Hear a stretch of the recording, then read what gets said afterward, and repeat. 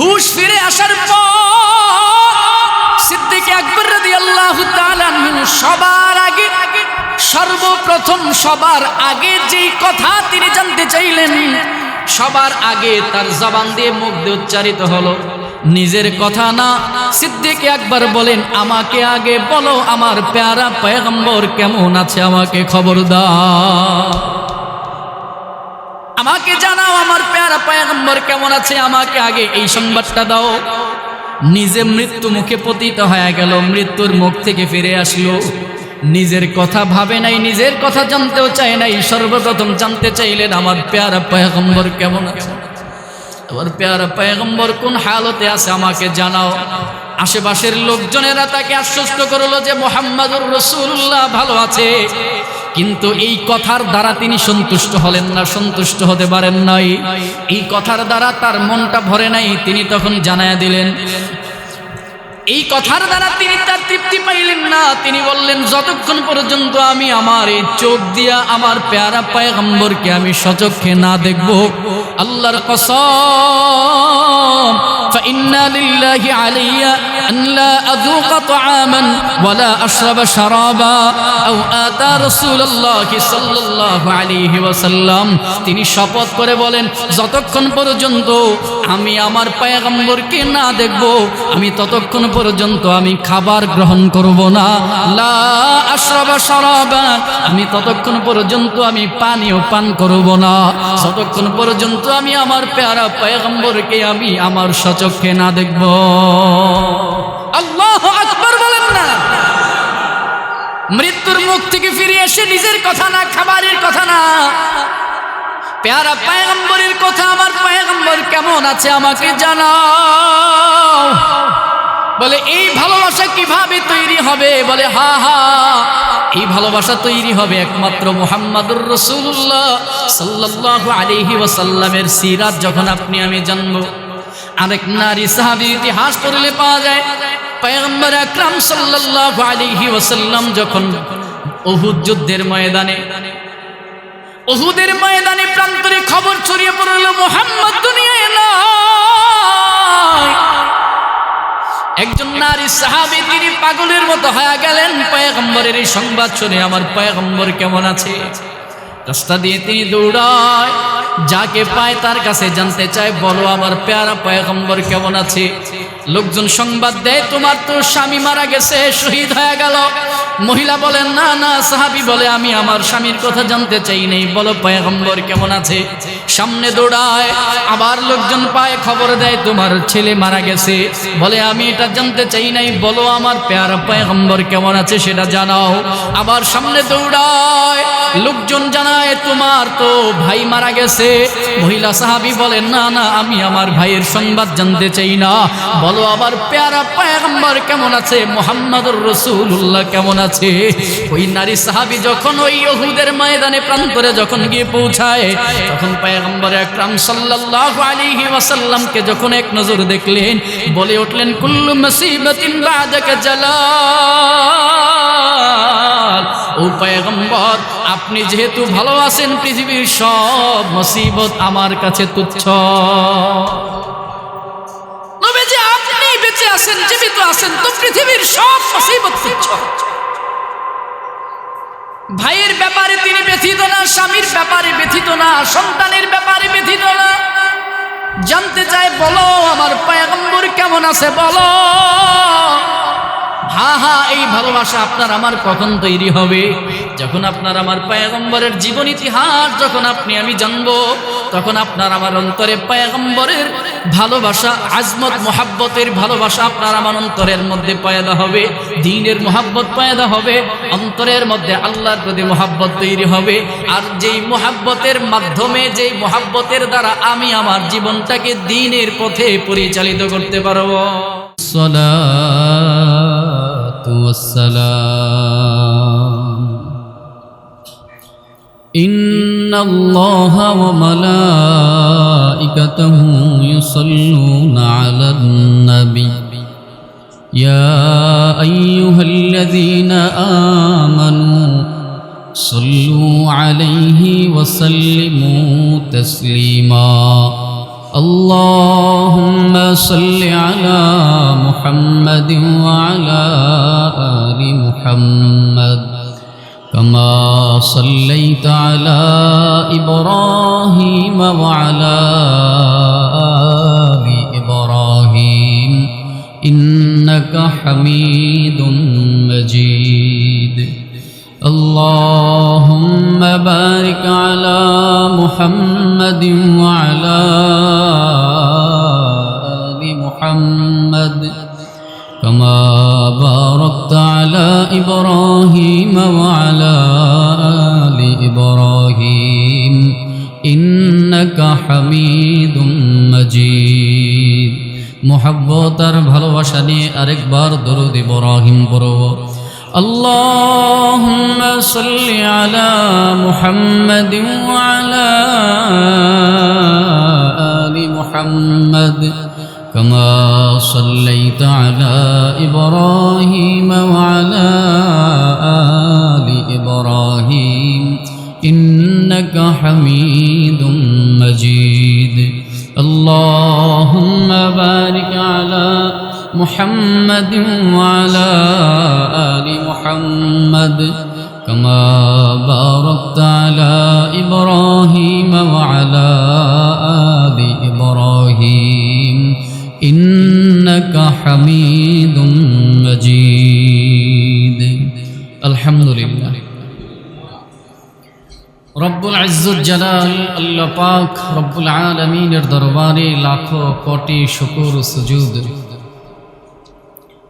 যে দয়াময় মহান আল্লাহ পাক রব্বুল আলামিন আপনাদেরকে আমাদেরকে দয়া করে মুহাব্বত করে ভালোবেসে মহান মালিকের মহান হুকুম জুমআর সালাত আদায় করার জন্য দুনিয়ার সবচাইতে নিরাপদ এবং শান্তির জায়গা বাইতুল্লাহ তথা বাইতুল্লাহর শাখা দক্ষিণ বনশ্রী জামে মসজিদ চারে আল্লাহ আমাদেরকে তার গোলামির জন্য কবুল করেছেন, মসজিদে আসার সুযোগ দিয়েছেন। এজন্য অন্তর থেকে কালিমাতুশ শুকর আদায় করব আলহামদুলিল্লাহ।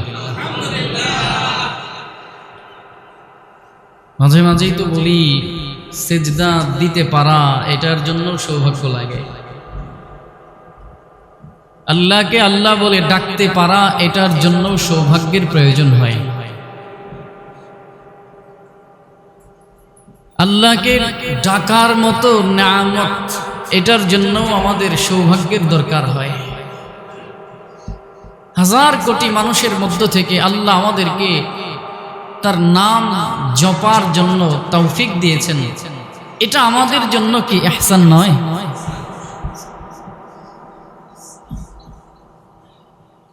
রব্বুল ইজ্জত জালাল তো চাইলে পারতেন আমাদেরকে মুসলমানের ঘরে না পাঠিয়ে অন্য কোনো একজন বিধর্মী যারা আল্লাহতে অংশীদার সাব্যস্ত করে তাদের ঔরসে আমাদেরকে দিতে পারতেন, অথবা মানুষ না বানায় আল্লাহ চাইলে তো আমাদেরকে গাছপালা, তরু লতা, বৃক্ষ, পশু পাখি ইত্যাদি আমাদেরকে বানাতে পারতেন। বলেন তো আল্লাহ তাআলার সেই ক্ষমতা আছে না নাই? কিন্তু আমার রব কত দয়ার, আমার মালিক কত মায়ার। মালিককে আল্লাহকে একবার মুহাব্বত নিয়ে বলে দেখেন আমার আল্লাহ, অন্তর থেকে মুহাব্বত ভালোবাসা নিয়ে বলে দেখেন আমার আল্লাহ। শুধু আল্লাহ না, আমার আল্লাহ বলে দেখেন, শুধু আল্লাহ না, আমার আল্লাহ। আমাদের তো বটে পার্সোনালি, এটা আমি ভালোবাসার দাবি নিয়ে আল্লাহকে বলছি আল্লাহ তুমি আমার আল্লাহ। এই যে আল্লাহকে আল্লাহ বলার একটা তৌফিক আমাদেরকে আল্লাহ দিয়েছেন, এটা আমাদের জন্য বিশাল বড় নিয়ামত। কিছুই করার ছিল না যদি আমাদেরকে একজন ইমানদারের ঘরে না পাঠিয়ে যদি একজন হিন্দু, বৌদ্ধ, ইহুদি, খ্রিস্টান যারা এক কথায় বেঈমান, আল্লাহতে যারা বিশ্বাসী না, তাদের ঔরসে পাঠালে আপনার আমার করার কিছুই ছিল না। কিছুই ছিল। এটা আমার জন্য আপনার জন্য অনেক বড় ইহসান, এটা আমার জন্য আপনার জন্য অনেক বড় নিয়ামত, আমার জন্য আপনার জন্য এটা আল্লাহর পক্ষ থেকে অনেক বড় করুণা। হ্যাঁ, আল্লাহ আমাদেরকে এই করুণা, এই নিয়ামত ধরে রাখার তৌফিক দান করেন। গত জুমায় বলেছিলাম, আরিফ যারা এরা ভয় করে শেষ পরিণতি সম্পর্কে। ভয়ের তিনটা স্তর, তৃতীয় নম্বর স্তরের যারা, এরা ভয় করে আমার শেষটা কি হবে, আমি আমার এই হালাতের উপর ইস্তেকামত থাকতে পারবো কিনা, আমি আমার এই হালাত ধরে রাখতে পারবো কিনা, এটা অনেক বড় ভয় পেতেন। এই জন্য আল্লাহর কাছে তৌফিক কামনা করা, আল্লাহর কাছে চাওয়া, আল্লাহ আপনি আমাকে শেষ অবধি ঈমানের উপরে অটল রাখিয়ে রাখিয়ে, অন্তত কিছু পারি আর না পারি ঈমানটা নিয়ে যদি আল্লাহর দরবারে হাজিরা দিতে পারি, তো আশাবাদী একদিন না একদিন আপনি আমি জান্নাতে যাবই যাব ইনশাআল্লাহ। ইন্নাল্লাযীনা আমানু ওয়া আমিলুস সালিহাত, ঈমানটা নিয়েও যদি অন্তত কবরে যেতে পারি, তো একদিন না একদিন জান্নাতে যাবই যাব ইনশাআল্লাহ। হয়তো গুনাহের শাস্তি ভোগ করা লাগতে পারে, এজন্য আল্লাহর কাছে তৌফিক কামনা করা, আল্লাহ যাই আমাকে আপনি দেন আর না দেন, অন্তত নিদানকালে ঈমান আপনি আমাকে দান করিয়েন। আল্লাহ আমাদের তৌফিক দান করেন। আল্লাহ ইচ্ছা পোষণ করেছিলাম, যেহেতু সফর মাসের আজকে শেষ তারিখ, আগামীকাল থেকেই হয়তো রবিউল আউয়াল শুরু হয়ে যাবে। রবিউল আউয়াল মাস আমাদের জন্য এক আবেগের মাস, আমাদের জন্য ভালোবাসার বহির প্রকাশের একটা মাস মনে করি আমরা। রবিউল আউয়াল মাস, এই মাসের সাথে আমাদের রাসূলের বিশাল এক সম্পর্ক, এটা আমরা সবাই জানি।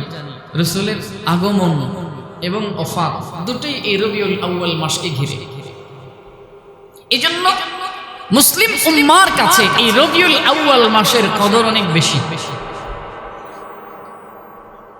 অন্য কোনো কারণে না, শুধুমাত্র আমার রাসূলের, আমার নবীজির সাথে আমার রাসূলের জন্ম এবং মৃত্যুর সাথে সম্পর্ক রাখার কারণে, ঠিক না? এই মাসকে আমরা মুহাব্বত করি, সবই তো আল্লাহর মাস, কিন্তু এই মাসের প্রতি আমাদের আলাদা ভালোবাসা। এর কারণ কি? বলে এর কারণ হলো এই মাসে আমার প্যারা রাসূল মুহাম্মদুর রাসূলুল্লাহ সাল্লাল্লাহু আলাইহি ওয়াসাল্লামের আগমন এবং ওফাত দুটোই এই মাসে, যার কারণে আমাদের এই মাসের প্রতি ভালোবাসা বেশি। এই মাসে, এই মাসটাকে ঘিরে আমাদের আবেগ বেশি, ভালোবাসা বেশি। সিরাতের মাস সামনে আগমন করবে ইনশাআল্লাহ, আগামীকাল থেকেই হয়তো শুরু হয়ে যাবে। এজন্য রবিউল আউয়াল মাস আসলে আমরা সিরাতের প্রতি একটু মনোযোগী হই। সিরাত পাঠের প্রয়োজনীয়তা আছে অনেক বেশি। একজন মানুষ আদর্শ এবং নমুনা ছাড়া চলতে পারে না। প্রতিটা মানুষের জন্য প্রয়োজন আদর্শ ও নমুনা। এটা যে কোনো ক্ষেত্রের জন্য, যে কোনো সেক্টরের জন্য। আপনি একজন ব্যবসায়ী, তো আপনার জন্য আরেকটা সফল ব্যবসায়ীকে আপনি আমি আমার লিডার বানাই, অনুপ্রেরণা বানাই, আইডল বানাই। আপনি আমি একজন আলেম, তো আমাদের বুজুর্গ যারা, আমাদের আকাবির যারা, আমাদের চেয়ে ভালো যারা, আমরা তাদের মতো করে হওয়ার চেষ্টা করি। আমি একজন দোকানদার, আমার চেয়ে যে ভালো করতে পারে আমি তাকে অনুসরণ করার চেষ্টা করি। আমি একজন শিক্ষক, আমার চাইতে যে ভালো শিক্ষক আমি তাকে অনুসরণ করার চেষ্টা করি। এটাই আমাদের নেচার, এটাই আমাদের স্বভাব, আদত, এটাই আমাদের অভ্যাস।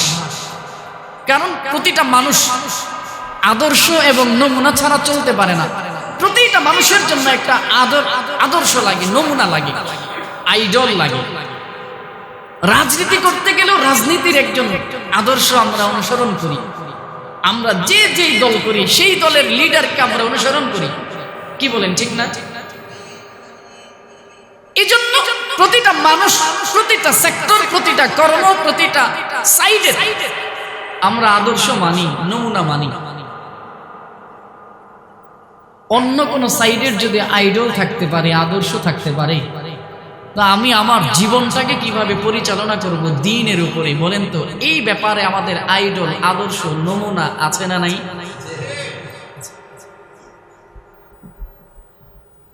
আল্লাহ তাআলা প্রতিটি মানুষের স্বভাবের মাঝে দুইটি সাইড দিয়েছেন। একটি হচ্ছে শূন্যতা, আর একটি হচ্ছে পূর্ণতা। শূন্যতা হচ্ছে মানুষ নমুনা ছাড়া চলতে পারে না, আইডল ছাড়া চলতে পারে না। আর পূর্ণতা হচ্ছে অনুকরণের যোগ্যতা। এটা প্রতিটা মানুষের মাঝে আছে, অনুকরণ, অনুসরণ করার একটা যোগ্যতা আল্লাহ দিয়ে দিয়েছে। স্বভাবের এই চাহিদা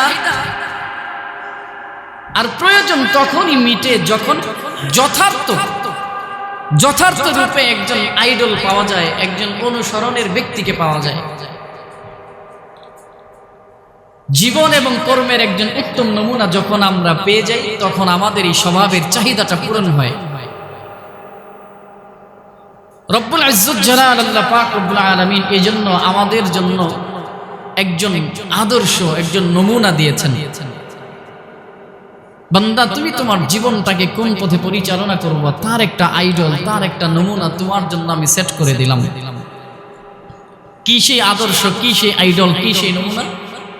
রব্বুল ইজ্জত জালাল আল্লাহ পাক রব্বুল আলামিন বলেন, বান্দা তুমি তোমার লাইফটাকে পরিচালনা করার জন্য উত্তম আদর্শ, উত্তম নমুনা আমি দিয়েছি আমার প্যারা পয়গম্বর মুহাম্মদুর রাসূলুল্লাহ সাল্লাল্লাহু আলাইহি ওয়াসাল্লামের আখলাকের মাঝে। রব্বুল ইজ্জত জালাল আল্লাহ পাক রব্বুল আলামিন এজন্য সূরা আহজাবের 21 নম্বর আয়াতে কারিমার মধ্যে আল্লাহ জানিয়ে দেন, লাকাদ কানা লাকুম ফি রাসূলিল্লাহি উসওয়াতুন হাসানাহ, লাকাদ কানা লাকুম ফি রাসূলিল্লাহি উসওয়াতুন হাসানাহ লিমান কানা ইয়ারজুল্লাহ ওয়াল ইয়াউমাল আখিরাহ وذكر الله كثيرا।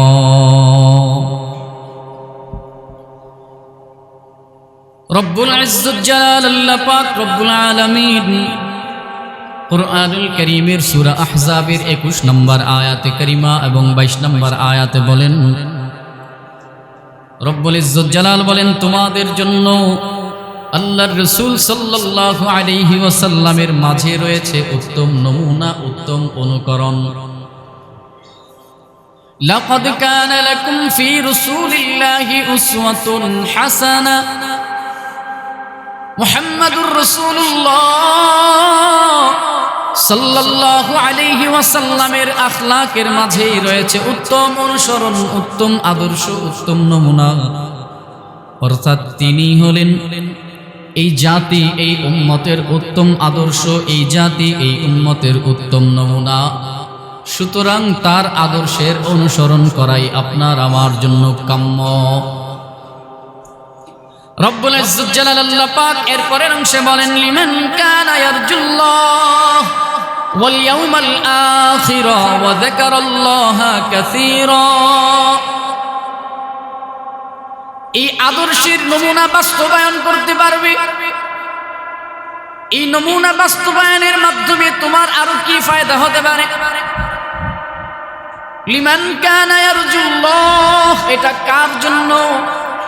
বলে যারা আল্লাহর সন্তুষ্টি যারা অর্জন করতে চায়, ওয়াল ইয়াউমাল আখিরা, আখিরাতের যারা সফলতা অর্জন করতে চায়, ওয়া যাকারাল্লাহা কাসীরা, যারা আল্লাহকে বেশি বেশি পরিমাণে যারা স্মরণ করতে চায়, যারা আল্লাহর সন্তুষ্টি কামনা করে, আখিরাতের সফলতা যারা কামনা করে, আল্লাহকে যারা বেশি বেশি পরিমাণে স্মরণ করতে চায়, আল্লাহকে যারা বেশি বেশি পরিমাণে স্মরণ করতে চায়, এটা তার জন্য উত্তম আদর্শ, এটা তার জন্য উত্তম নমুনা, উত্তম আখলাক। মুহাব্বতের সাথে একটু জানতে চাই, বলেন তো এই আয়াতটা কি আমার নাকি আল্লাহ? আর একটু মুহাব্বত দিয়ে বলেন না, বলেন না আমার আল্লাহ। কার আল্লাহ? মুহাব্বত আর ভালোবাসা নিয়ে বলেন আমার আল্লাহ। এই আয়াতে কারিমা হলো আমার আল্লাহর, দুনিয়ার কোন মানুষের না। আল্লাহ তাআলা বান্দার জন্য উত্তম এক আদর্শ, উত্তম এক নমুনা দিয়ে দিলেন। বান্দা, জীবনটা কিভাবে পরিচালনা করবা তার যদি একটা আইডল খুঁজতে চাও, যদি আদর্শ নমুনা খুঁজতে চাও, তো এই আদর্শটাকে অনুসরণ করো, এই আখলাকটাকে অনুসরণ করো। দুনিয়াতেও সফল কাম হয়ে যাবা, আখিরাতেও বান্দা তুমি সফল কাম, আল্লাহর সন্তুষ্টি অর্জন করতে পারবা, আখিরাতেও সফলতা পাবা, আল্লাহকেও বেশি বেশি পরিমাণে স্মরণ করতে পারবা। এই জন্য এই আয়াত থেকে স্পষ্ট শিক্ষা আপনার আমার জন্য স্পষ্ট কথা, কোন ইমানওয়ালা, ইমানদার, কালেমাওয়ালা মুসলমানের জীবনের আদর্শের লিডার কখনো দুনিয়ার কোনো মানুষ, অন্য কোনো মানুষ হতে পারে না। একজন ইমানদারের ইমানওয়ালা, কালেমাওয়ালা মুসলমানের আদর্শের লিডার একজন, তিনি হলেন মুহাম্মাদুর রাসূলুল্লাহ সাল্লাল্লাহু আলাইহি ওয়াসাল্লাম। এই দাবি পূরণের জন্য কি করণীয়? রাসূল মেনে নিলাম, এখন স্বীকার করলাম যে আমাদের উত্তম নমুনা, উত্তম আখলাক, উত্তম আদর্শ হলো মুহাম্মাদুর রাসূলুল্লাহ। তো এই দাবিটা, এই যে মানলাম, এই মেনে নেওয়াটা পূরণ করার জন্য আপনার আমার কাজ কি? এই দাবি পূরণের জন্য আপনাকে আমাকে যা করতে হবে, আমাদের নবী আদর্শ, আমাদের নবীর সিরাত সঠিকভাবে জানতে হবে। নবীজি সাল্লাল্লাহু আলাইহি ওয়াসাল্লামের সিরাত, আখলাক, আদর্শ, জীবন ইতিহাস আমাদেরকে ভালোভাবে জানতে হবে এবং সেটাকে ভালোভাবে উপলব্ধি করতে হবে। আচ্ছা, একটা বিষয় একটু বুঝেন, যদি আপনাদের কাছে জানতে চাই, বলেন তো রাসূলকে মুহাব্বত করি কি করি না? জবাব কি আসবে? শুধু করি না, উচ্চ আওয়াজে বলবো নিজের চাইতে বেশি মুহাব্বত করি। কি ঠিক না? যদি জানতে চাই, বলেন তো রাসূলের প্রতি ভালোবাসা আছে না নাই? বলবেন যে নিজের জীবনের চাইতে বেশি ভালোবাসা আছে। এখন পাল্টা যদি একটা প্রশ্ন আপনাদের কাছে আমি রাখি, আচ্ছা বলেন তো, যেই মানুষটাকে আপনার জীবনের চাইতে বেশি ভালোবাসলেন, সেই মানুষটা মানুষের সাথে কিভাবে কথা বলতেন বলেন তো? জানা নাই। আচ্ছা, আমি যেই মানুষটাকে আমার জীবনের চাইতে বেশি ভালোবাসলাম, সেই মানুষটা আত্মীয়তা কিভাবে করেছেন বলেন তো? জানা নাই। আচ্ছা, আমি যেই মানুষটাকে আমার জীবনের চাইতে বেশি ভালোবাসলাম, সেই মানুষটা ব্যবসা কিভাবে করেছেন বলেন তো? জানা নেই। তাহলে এই ভালোবাসার বলেন তো যে দাবি করলাম ভালোবাসি, এটা কি প্রকৃতপক্ষের কি সত্য না মিথ্যা হলো? পরিপূর্ণ মিথ্যা না হলেও আংশিক মিথ্যা। কেন? যে আমি যাকে ভালোবাসলাম তার চলন বলন কলন কোনো কিছুই আমি জানি না, এটা কেমন ভালোবাসা হলো? আজীব না ব্যাপারটা? এজন্য আপনার আমার উচিত, আমি যাকে ভালোবাসবো তার আগা টু গোড়া, আমরা যেটাকে বলি এ টু জেড পর্যন্ত আমাদের জেনে থাকা দরকার, জানা রাখা দরকার। কেন? যে আমি তাকে অনুসরণ করতে গিয়ে যেন আমার পথটা সহজ হয়, আমি তাকে অনুসরণ করতে গিয়ে যেন আমি আটকে না যাই, তার বিপরীত কাজ যেন না হয়ে যায়। আমার চলন বলন কওল আমল কোনো কিছুতে যেন আমার তার বিপরীত না চলে যায়। আমার ড্রেস আপ, আমার চুলের কাটিং, আমার চেহারার কাটিং, আমার আমল, আমার বলার ভঙ্গিমা, আমার আত্মীয়তার ভঙ্গিমা, বিজনেসের ভঙ্গিমা, আমার সব কিছু, আমার প্রতিবেশী, আমার আত্মীয়, আমার স্ত্রী, আমার সন্তান, আমার মায়ের ব্যাপারে, বাবার ব্যাপারে যেন তার বিরোধিতা আমার না হয়, স্ত্রীর ব্যাপারে যেন তার বিপরীত আমার কাজ না হয়, সন্তানদের ব্যাপারে যেন তার বিপক্ষের কাজ আমার দ্বারা না হয়, ব্যবসা করতে গিয়ে যেন তার বিপক্ষের কাজ আমার না হয়, কারোর সাথে কথা বলতে গিয়ে যেন তার বিপক্ষের কাজ আমার দ্বারা না হয়। এভাবে আপনাকে আমাকে জানতে হবে, জানা দরকার, তবেই সেই ভালোবাসার দাবিদার পূর্ণতা পাবে। এজন্য সিরাত আমাদের জানা দরকার, আছে না নাই?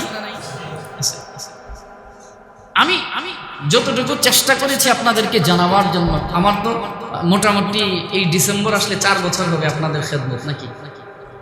গত 3 বছর রবিউল আউয়াল আসলে আমরা আমাদের রাসূলের এই সিরাতটাকে গত 3 বছর যাবত চেষ্টা করেছি জানার জন্য। এই বছর থেকে আবার 4র্থ বছর হবে। আমরা রাসূলের সিরাতটাকে 4টা ভাগে ভাগ করেছিলাম, 3টা ভাগে ভাগ করেছিলাম। 1 নম্বর জন্ম থেকে নবুয়ত প্রাপ্তি পর্যন্ত, এটা প্রথম বছরের আমাদের আলোচনা ছিল। দ্বিতীয় বছরের আলোচনা ছিল মক্কি জিন্দেগি। আমাদের তৃতীয় বছরের আলোচনা ছিল মাদানী জিন্দেগি, মনে আছে? কিন্তু গত বছর মাদানী জিন্দেগি শেষ করতে পেরেছিলাম? পারি নাই, ভুলে গেছেন আপনারা? আমার মনে আছে 8ম হিজরি পর্যন্ত আমরা ওখানে স্টপ করেছিলাম, অনেক সময় হয়ে গেছে, যার জন্য ভিন্ন দিকে আবার চলে গেছি। যাই হোক, যেটা বলতে চাইছিলাম, যেটা বুঝাতে চাই, সেই কথা হলো রাসূলের নবীজি সাল্লাল্লাহু আলাইহি ওয়াসাল্লামের সিরাত জানার প্রয়োজনীয়তা উপলব্ধি করাতে চাই। কেন? যেন আমি রাসূলকে অনুসরণ করতে আমার যেন কোনো কষ্ট না হয়, রাসূলের আখলাকের অনুসরণ করতে গিয়ে যেন আমার ব্যাঘাত না ঘটে যায়। এজন্য আমাদেরকে সিরাত জানতে হবে, সিরাত উপলব্ধি করতে হবে। রাসূল করিম সাল্লাল্লাহু আলাইহি ওয়াসাল্লাম আমাদের জীবনের সকল ক্ষেত্রে আমাদের আদর্শ, আমাদের জীবনের প্রতিটা ক্ষেত্রে, সকল ক্ষেত্রে আমাদের আদর্শ। ইবাদত, বন্দেগী, আকীদা, বিশ্বাস, আচার ব্যবহার, আদব আখলাক, স্বভাব চরিত্র, সকল বিষয়ে নবীজি সাল্লাল্লাহু আলাইহি ওয়াসাল্লাম সব বিষয়ে আমাদের আদর্শ, আমাদের অনুপ্রেরণা, আমাদের অনুকরণ, আমাদের অনুসরণ। আর এই ঘোষণা তো আমার না, আল্লাহ পাক রব্বুল আলামিন নিজেই দিয়েছেন। লাকাদ কানা লাকুম ফি রাসূলিল্লাহি উসওয়াতুন হাসানা। কাজেই আল্লাহ তাআলার এই ঘোষণা অনুযায়ী নিজের কর্ম, নিজের জীবনকে গড়ে তোলা আল্লাহর আদেশ মতো, আর এর মাধ্যমেই আল্লাহ তাআলার নৈকট্য লাভ করা সম্ভব। এজন্যই তো আল্লাহ পাক রব্বুল আলামিন বলে দিয়েছেন, ফাত্তাবিউনি ইউহিব্বুকুমুল্লাহ। রব্বুল ইজ্জত জালাল আল্লাহ পাক রব্বুল আলামিন মুহাম্মাদুর রাসূলুল্লাহ সাল্লাল্লাহু আলাইহি ওয়াসাল্লামের মাধ্যমে জানায়া দেন, হাবিব আপনি বলেন, যারা আমি হাবিবকে যারা অনুসরণ করবা, ফাত্তাবিউনি, আমি পয়গম্বরের ইত্তেবা যারা করবা, আমি পয়গম্বরের ইত্তেবা যারা করবা, ইউহিব্বুকুমুল্লাহ, আমি রাসূলকে ইত্তেবা করলে তোমাদেরকে আল্লাহ তাআলা নিজেই তোমাদেরকে ভালোবাসবে।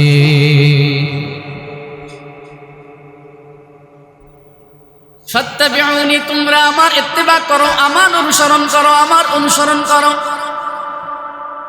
এর দ্বারা কি ফজিলত, এর দ্বারা কি ফায়দা? ইউহিব্বুকুমুল্লাহ, আমার ইত্তেবা করলে আল্লাহ তোমাদেরকে ভালোবাসবেন।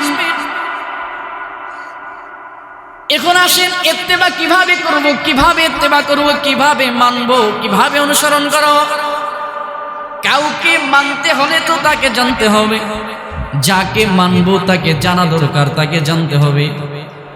যাকে মানব তিনি কিভাবে কি করেছেন, এই সব কিছু আপনার আমার জানা থাকা দরকার। আফসোসের ব্যাপার হলো কিছুই জানলাম না, কিছুই পড়লাম না, কিছুই মানলাম না। বলেন তো মানব কিভাবে? না জানলে তো মানার কোনো সিস্টেমই আমি বুঝবো না। এজন্য রাসূলের সিরাত আপনাকে আমাকে জানা দরকার, জানতে হবে।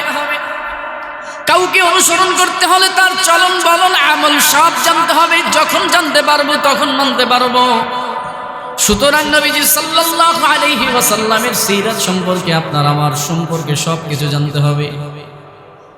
عن أبي هريرة رضي الله تعالى عنه قال قال رسول الله صلى الله عليه وسلم كل أمتي يدخلون الجنة إلا من أبى قيل من أبى قيل ومن أبى يا رسول الله قال من أطاعني دخل الجنة ومن عصاني فقد أبى আবু হুরায়রা রাদিয়াল্লাহু তাআলা আনহু থেকে বর্ণিত তিনি বলেন নবীজি সাল্লাল্লাহু আলাইহি ওয়াসাল্লাম বলেছেন কুল্লু উম্মতি ইয়াদখুলুনাল জান্নাহ ইল্লা মান আবা নবীজি সাল্লাল্লাহু আলাইহি ওয়াসাল্লাম বলেন আমার সব উম্মত জান্নাতি আমার সব উম্মত জান্নাতে প্রবেশ করবে ইল্লা মান আবা তবে যারা এটাকে অস্বীকার করবে তারা ব্যতীত নবীজি বললেন আমার সব উম্মত জান্নাতে প্রবেশ করবে ইয়াদখুলুনাল জান্নাহ সবাই জান্নাতে প্রবেশ করবে ইল্লা মান আবা তবে যারা অস্বীকার করে তারা ব্যতীত কিলা ওয়া মান আবা ইয়া রাসূলুল্লাহ সাহাবায়ে কেরামদের মধ্য থেকে একজন জানতে চাইলেন অথবা অনেক সাহাবায়ে কেরামও জানতে চাইলেন ইয়া রাসূলুল্লাহ ওয়ামান আবা কে এটাকে আবার অস্বীকার করবে কে আবার জান্নাতে যেতে চায় না সাহাবায়ে কেরাম জানতে চাইলেন রাসূল কে আমার চায় না যে সে জান্নাতে না যাক সবাই চায় জান্নাতে যাওয়ার জন্য এমন কেউ নাই যে আমি জান্নাতে যেতে চাই না বলেন আমরা কেউ আছি যে জান্নাত যেতে চাই না যাকে জিজ্ঞাসা করা হবে সেই তো বলবে আমি জান্নাতে যেতে চাই ইল্লা মান আবা কে ব্যতীত কে জান্নাতে যেতে চায় না নবীজি সাল্লাল্লাহু আলাইহি ওয়াসাল্লাম এই জান্নাতে যাওয়ার অস্বীকার করাকে বুঝালেন হাদিসের পরের অংশে পয়গম্বর বলেন ক্বালা মান আতাআনি দাখালাল জান্নাহ ওয়া মান আসানি ফাকাদ আবা পয়গম্বর আলাইহিস সালাতু ওয়াস সালাম বললেন যারা আমাকে ইতাআত করবে আতাআনি যারা আমাকে মানবে ইত্তেবা করবে এরাই জান্নাতে প্রবেশ করবে ওয়া মান আসানি ফাকাদ আবা যারা আমাকে মানবে না এরা জান্নাতে প্রবেশ করবে না তাহলে জান্নাতে যাওয়ার জন্য পয়গম্বরের আখলাক মানতে হবে পয়গম্বরকে মানতে হবে বলেন কিভাবে মানব মানার জন্য তো জানতে হবে মানার জন্য তো জানা লাগবে না জানলে মানবো কেমনে কি বলেন ঠিক না আমি জানি না তো মানবো কেমনে আমি জানি না করব কিভাবে তাহলে মানার জন্য আপনাকে আমাকে জানা লাগবে এজন্য বলা হয়ে থাকে ঈমানের অন্যতম একটা দাবি হলো পয়গম্বরের সিরাত জানা এটা ঈমানের একটা দাবি সাধারণ দাবি না যে জানতে হবে সাধারণ কথা না সাধারণ কথা না এটা ঈমানের দাবি ঈমানের অন্যতম একটা দাবি রাসূলের আখলাক জানতে হবে সিরাত জানতে হবে আল্লাহ আমাদেরকে রাসূলের আজমত মুহাব্বত সিরাত জানার তৌফিক দান করেন এই হাদিস থেকেও আমরা বুঝতে পারলাম নবীজি সাল্লাল্লাহু আলাইহি ওয়াসাল্লামের আনুগত্য লাগবে জান্নাতে যেতে হলে আনুগত্য লাগবে আতাআনি রাসূলের ইতাআত লাগবে আনুগত্য লাগবে আর আনুগত্য করতে হলে পয়গম্বরের সিরাতকে জানতে হবে পয়গম্বরকে জানতে হবে এজন্য একটু মুহাব্বতে বলবেন সিরাত জানার গুরুত্ব আছে না নাই নবী করিম সাল্লাল্লাহু আলাইহি ওয়াসাল্লামের সিরাত পাঠের মাধ্যমে আমরা দ্বীন ঈমান জ্ঞান প্রজ্ঞা আদব আখলাক আদর্শ জীবন গঠন ও আল্লাহর দিকে সকল ইত্যাদি ইত্যাদি সব ক্ষেত্রে সব বিষয়ের ক্ষেত্রে অতুলনীয় পাথে আমরা অর্জন করতে পারব যে কোনো বিষয়ে আদব আখলাক জ্ঞান প্রজ্ঞা আদর্শ জীবন গঠন আল্লাহর দিকে দাওয়াত ইত্যাদি যা বলবেন সব দিকে আমরা অতুলনীয় একটা পাথে আমরা অর্জন করতে পারবো এই সিরাত জানার মাধ্যমে চলেন আর কি কি অর্জন করা যাবে সেখান থেকে একটু আমরা সামনের দিকে অগ্রসর হই নবীজি সাল্লাল্লাহু আলাইহি ওয়াসাল্লামের সিরাত জানার মাধ্যমে আমাদের ঈমান বৃদ্ধি পাবে পবিত্র সিরাত পাঠের অন্যতম প্রাপ্তি হলো ঈমান বৃদ্ধি পাওয়া প্রাচীন ও আধুনিক ইতিহাস সাক্ষী পবিত্র সিরাত যুগে যুগে অসংখ্য মানুষকে মুক্তির পথ বাতলে দিয়েছে ইমানের পথ দেখিয়েছে। নবীজি সাল্লাল্লাহু আলাইহি ওয়াসাল্লামের উপর যে কোরআন নাজিল হলো, সেই কোরআনের আলোয় উদ্ভাসিত হয়েছিল তাদের জীবন। হাকিমুন নাফস, হাকিমুল উম্মত আশরাফ আলী থানভী রাহমাতুল্লাহি তাআলা তিনি লিখেন, সিরাত পাঠের মাধ্যমে সিরাত পাঠের উপকারিতা বর্ণনা করতে গিয়ে তিনি বলেন, সিরাত অধ্যয়নের দ্বারা নবীজি সাল্লাল্লাহু আলাইহি ওয়াসাল্লামের ব্যাপারে প্রয়োজনীয় পরিচিতি লাভ হবে। আর এই পরিচয় লাভের মাধ্যমে দারুণ এক ভালোবাসার সত্য আমরা যখন জানতে পারবো, দারুণ সত্যগুলো যখন আমরা উপলব্ধি করতে পারবো, তখন অন্তরের মধ্যে অটোমেটিক পয়গম্বরের প্রতি ভালোবাসা তৈরি হয়ে যাবে।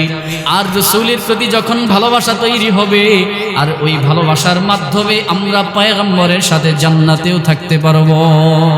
কারণ পয়গম্বর আকরাম সাল্লাল্লাহু আলাইহি ওয়াসাল্লাম হাদিসের মাধ্যমে জানিয়ে দেন, ওমান আহাব্বানি কানা মাই ফিল জান্নাহ।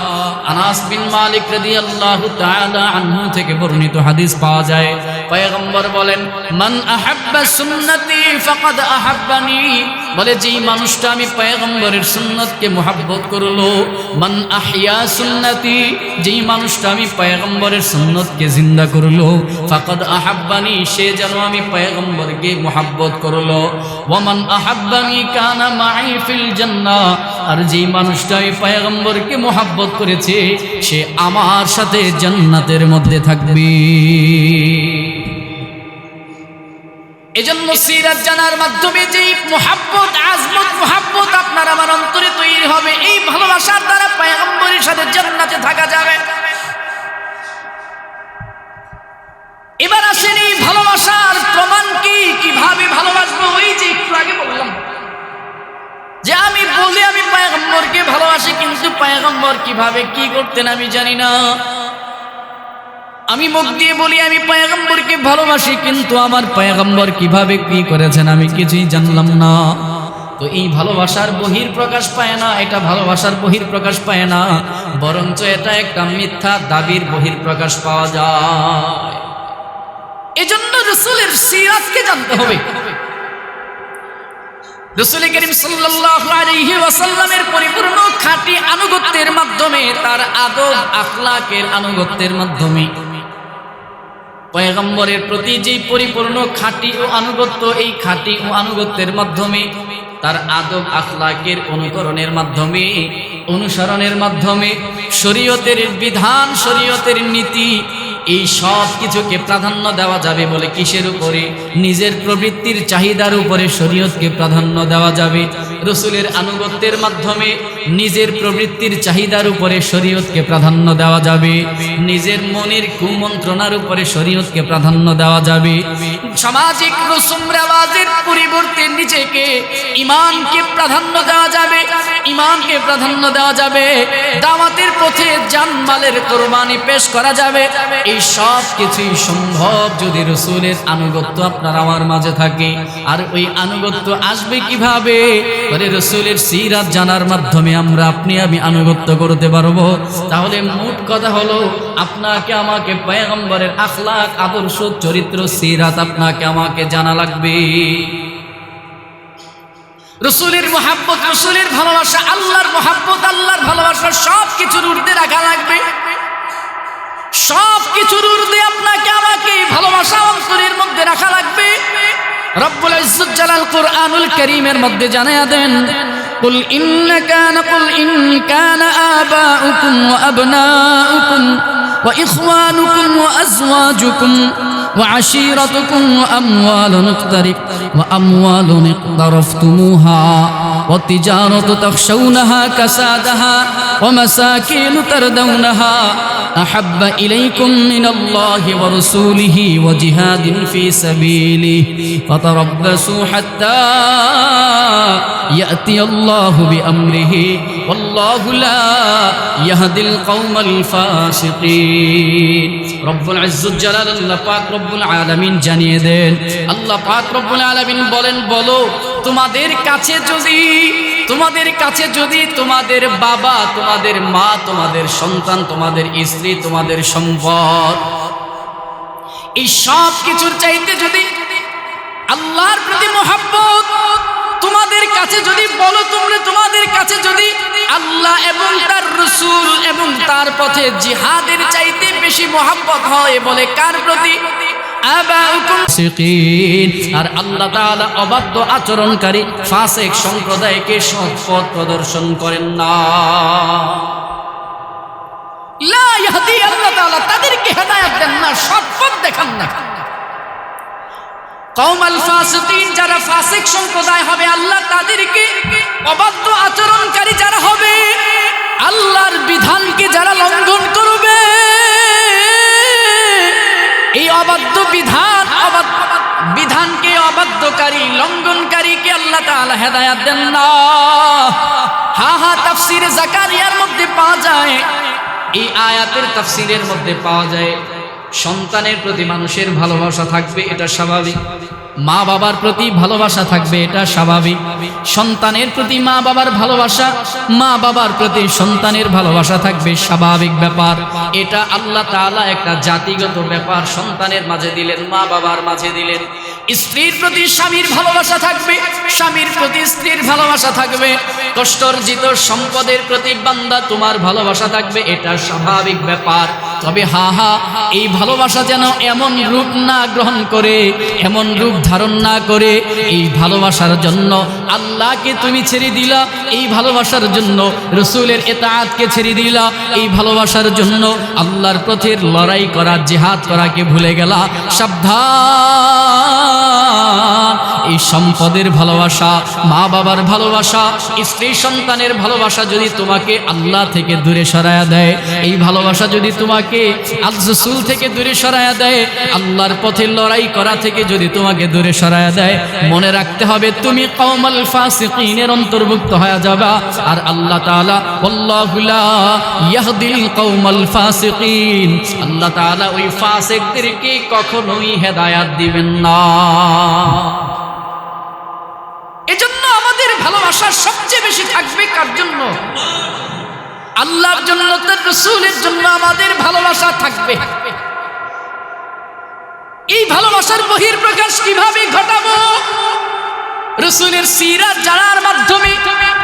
সিরাত জেনে জেনে আমি আমার জীবনটাকে পরিচালনা করতে গিয়ে যদি দেখি আমার রাসূলের আখলাক অনুসরণ করতে গিয়ে আমার ব্যবসায় এখানে লস হবে, কিছু করার নাই, লস দিতে হবে। যদি দেখি আমি আমার স্ত্রী থেকে আলাদা হয়ে যাওয়া লাগবে রাসূলের আখলাক অনুসরণ করতে গিয়া, কিছু করার নাই, আমাকে রাসূলের মুহাব্বত মাথার মধ্যে নিয়ে স্ত্রী থেকে আলাদা হয়ে যাওয়া লাগবে। যদি দেখি সন্তান থেকে আলাদা হয়ে যাওয়া লাগে রাসূলের মুহাব্বতের কারণে, যদি দেখি আল্লাহর মুহাব্বতের কারণে সন্তানকে দূরে সরায়া দিতে হয় বাধ্য, আমি আমার আল্লাহর রাসূলের মুহাব্বতের কারণে আমি আমার সন্তান থেকে দূরে সরে যাব।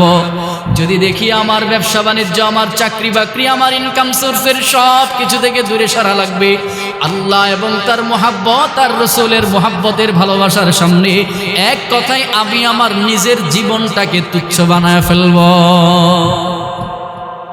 আর এই আগ্রহ কখন আসবে? রাসূলের সিরাত জানার মাধ্যমে আসবে। কেমনে? আপনার আমার পয়গম্বর দ্বীনের জন্য কত কষ্ট করে গেলেন, ইসলামের জন্য কত কষ্ট করে গেলেন। পয়গম্বরের সেই জীবন ইতিহাস যখন আপনি আমি জানবো, অটোমেটিক পয়গম্বরের প্রতি আপনার আমার একটা মোহাব্বত, ভালোবাসা তৈরি হয়ে যাবে, যেই ভালোবাসার মাধ্যমে ঈমান বৃদ্ধি পাবে, আর ঈমানের মাধ্যমে আপনি আমি পয়গম্বরের সাথে জান্নাতে থাকতে পারবো। আল্লাহ আমাদের অন্তরে রাসূলের মোহাব্বত দান করেন। সবাই আমিন বলে না? মোহাব্বত নিয়ে বলেন না আমিন। আল্লাহ আমাদের অন্তরে আপনার মোহাব্বত, ভালোবাসা দান করেন। আল্লাহ দ্বীনের মোহাব্বত, ভালোবাসা আমাদের অন্তরের মধ্যে আপনি দান করেন। ঈমান দিয়ে আমাদের অন্তরটাকে আপনি পরিপূর্ণ করে দেন। রাসূলের সিরাত যদি জানি, রাসূলের সিরাত জানার মাধ্যমে আমাদের অন্তরে রাসূলের প্রতি মোহাব্বত তৈরি হবে। আসহাবে রাসূল সাল্লাল্লাহু আলাইহি ওয়াসাল্লাম যারা ছিলেন তারা রাসূলকে কেমন মুহাব্বত করতেন, ছোট্ট একটা দৃষ্টান্ত যদি আপনাদেরকে দেই, হযরতে সিদ্দিক আকবর রাদিয়াল্লাহু তাআলা আনহুর জীবনী পড়লেও পাওয়া যায়। আপনার আমার পয়গম্বর মুহাম্মদুর রাসূলুল্লাহ সাল্লাল্লাহু আলাইহি ওয়াসাল্লামকে কত মহব্বত করতেন, কত ভালোবাসতেন, নিজের জীবনের চাইতেও বেশি মহব্বত করতেন আপনার আমার পয়গম্বরকে। সিদ্দিক আকবর রাদিয়াল্লাহু তাআলা আনহু নিজের জীবনের চাইতেও বেশি মহব্বত করতেন আপনার আমার পয়গম্বরকে। আপনার আমার পয়গম্বরের মহব্বতের কারণে সিদ্দিক আকবর রাদিয়াল্লাহু তাআলা আনহু একবার আক্রান্ত হলেন, মারের আক্রান্ত হলেন, মার মুখিয়াচরণের স্বভাবের আক্রান্ত হলেন, এত নির্যাতনের শিকার হলেন। নিষ্ঠুর উতবা ইবনে রাবিয়া হযরতে সিদ্দিক আকবর রাদিয়াল্লাহু তাআলা আনহুকে মারতে মারতে চেহারার মধ্যে আঘাত করতে করতে একেবারে এমন পর্যায়ে নিয়ে গেলেন, এমন পরিস্থিতি তৈরি হলো যেন সিদ্দিক আকবর আর বাঁচবে না, মৃত্যুর শঙ্কা করেছিল। এত পরিমাণে মার, এত পরিমাণে মার, তার বুকের উপরে সিদ্দিক আকবরের বুকের উপরে চড়ে উতবা ইবনে রাবিয়া বুকের মধ্যে বসে, বুকের মধ্যে বসে, বুকের মধ্যে চড়ে চেহারার মধ্যে আঘাত করতে করতে এত অত্যাচার করছিল। এই সংবাদটা যখন তার গোত্রের বনু তাইম গোত্রে সংবাদটা গেল, গোত্রের লোকজন সিদ্দিক আকবর রাদিয়াল্লাহু তাআলা আনহুকে উদ্ধার করলেন। বলে কেমন অবস্থায় উদ্ধার করলেন? তারা বলেন আমরা এমন ভাবে উদ্ধার করলাম যেন আবু বকর আর বাঁচবে না, দুনিয়া থেকে বিদায় হয়ে যাবে, এমন শঙ্কা অনুভব করলাম। এই অবস্থা থেকেও তিনি যখন সুস্থ হবে বা জ্ঞান সেন্স যখন ফিরে আসবে এমন পরিস্থিতি, যখন তিনি সুস্থ হয়ে গেলেন, যখন জ্ঞান ফিরে আসলো, হুশ ফিরে আসার পর সিদ্দিক আকবর রাদিয়াল্লাহু তাআলা আনহু সবার আগে, সর্বপ্রথম সবার আগে যেই কথা তিনি জানতে চাইলেন, সবার আগে তার জবান দিয়ে মুখ দিয়ে উচ্চারিত হলো নিজের কথা না। সিদ্দিক আকবর বলেন আমাকে আগে বলো আমার প্যারা পয়গম্বর কেমন আছে, আমাকে খবর দাও, আমাকে জানাও আমার প্যারা পয়গম্বর কেমন আছে, আমাকে আগে এই সংবাদটা দাও। নিজে মৃত্যু মুখে পতিত হয়ে গেল, মৃত্যুর মুখ থেকে ফিরে আসলো, নিজের কথা ভাবে নাই, নিজের কথা জানতেও চায় নাই, সর্বপ্রথম জানতে চাইলেন আমার প্যারা পয়গম্বর কেমন আছে, আমার প্যারা পয়গম্বর কোন হালতে আছে আমাকে জানাও। আশেপাশের লোকজনেরা তাকে আশ্বস্ত করলো যে মুহাম্মাদুর রাসূলুল্লাহ ভালো আছে, কিন্তু এই কথার দ্বারা তিনি সন্তুষ্ট হলেন না, সন্তুষ্ট হতে পারেন নাই। এই কথার দ্বারা তার মনটা ভরে নাই। তিনি তখন জানায়া দিলেন, এই কথার দ্বারা তিনি তার তৃপ্তি পাইলেন না। তিনি বললেন যতক্ষণ পর্যন্ত আমি আমার এই চোখ দিয়া আমার প্যারা পয়গম্বরকে আমি সচক্ষে না দেখব, আল্লাহর কসম فإنا لله علي أن لا أذوق طعاما ولا أشرب شرابا أو آتى رسول الله صلى الله عليه وسلم। তিনি শপথ করে বলেন যতক্ষণ পর্যন্ত আমি আমার পয়গম্বরকে না দেখব, আমি ততক্ষণ পর্যন্ত আমি খাবার গ্রহণ করব না, লা আশরাবা শারাবা, আমি ততক্ষণ পর্যন্ত আমি পানিও পান করব না, যতক্ষণ পর্যন্ত আমি আমার প্যারা পয়গম্বরকে আমি আমার চোখে না দেখব। আল্লাহু আকবার বলেন না। মৃত্যুর মুখ থেকে ফিরে এসে নিজের কথা না, খাবারের কথা না, প্যারা পয়গম্বরের কথা, আমার পয়গম্বর কেমন আছে আমাকে জানাও। বলে এই ভালোবাসা কিভাবে তৈরি হবে? বলে এই ভালোবাসা তৈরি হবে একমাত্র মুহাম্মাদুর রাসূলুল্লাহ সাল্লাল্লাহু আলাইহি ওয়াসাল্লামের সিরাত যখন আপনি আমি জানবো। আরেক নারী সাহাবী ইতিহাস পড়লে পাওয়া যায়, পয়গম্বর আকরাম সাল্লাল্লাহু আলাইহি ওয়াসাল্লাম যখন উহুদ যুদ্ধের ময়দানে, উহুদের ময়দানে প্রান্তরে খবর ছড়িয়ে পড়ল মুহাম্মদ দুনিয়ায় নাই। একজন নারী সাহাবী তিনি পাগলের মতো হয়ে গেলেন পয়গম্বরের এই সংবাদ শুনে, আমার পয়গম্বর কেমন আছে। রাস্তা দিয়ে তিনি দৌড়ায়, যাকে পায় তার কাছে জানতে চায় বলো আমার প্যারা পয়গম্বর কেমন আছে। লোকজন সংবাদ দেয় তোমার তো স্বামী মারা গেছে, শহীদ হয়ে গেল। মহিলা বলেন না না, সাহাবী বলে আমি আমার স্বামীর কথা জানতে চাই নাই, বলো পয়গম্বর কেমন আছে। সামনে দৌড়ায়, আবার লোকজন পায় খবর দেয় তোমার ছেলে মারা গেছে, বলে আমি এটা জানতে চাই নাই, বলো আমার প্যারা পয়গম্বর কেমন আছে সেটা জানাও। আবার সামনে দৌড়ায়, লোকজন জানায় তোমার তো ভাই মারা গেছে। মহিলা সাহাবী বলেন না না, আমি আমার ভাইয়ের সংবাদ জানতে চাই না, বলো আবার প্যারা পয়গম্বর কেমন আছে, মুহাম্মদুর রাসূলুল্লাহ কেমন আছে। ওই নারী সাহাবী যখন ওই উহুদের ময়দানে প্রান্তরে যখন গিয়ে পৌঁছায়, তখন পয়গম্বর আকরাম সাল্লাল্লাহু আলাইহি ওয়াসাল্লামকে যখন এক নজর দেখলেন, বলে উঠলেন কুল্লু মুসিবাতিন বাদাকা জালাল। ও পয়গম্বর, আপনি যেহেতু ভালো আছেন, পৃথিবীর সব মুসিবত আমার কাছে তুচ্ছ। নবীজি আপনি বেঁচে আছেন, জীবিত আছেন, তো পৃথিবীর সব মুসিবত তুচ্ছ। ভাইয়ের ব্যাপারে তিনি ব্যথিত না, স্বামীর ব্যাপারে ব্যথিত না, সন্তানের ব্যাপারে ব্যথিত না। জানতে চায় বলো আমার পয়গম্বর কেমন আছে, বলো। হ্যাঁ হ্যাঁ, এই ভালোবাসা আপনার আমার কখন তৈরি হবে? যখন আপনার আমার পয়গম্বরের জীবন ইতিহাস যখন আমি জানবো, তখন আপনার আমার অন্তরে পয়গম্বরের ভালোবাসা, আজমত মোহাব্বতের ভালোবাসা আপনার আমার অন্তরের মধ্যে পয়দা হবে, দ্বীনের মোহাব্বত পয়দা হবে, অন্তরের মধ্যে আল্লাহর প্রতি মোহাব্বত তৈরি হবে। আর যেই মোহাব্বতের মাধ্যমে, যেই মোহাব্বতের দ্বারা আমি আমার জীবনটাকে দ্বীনের পথে পরিচালিত করতে পারবো।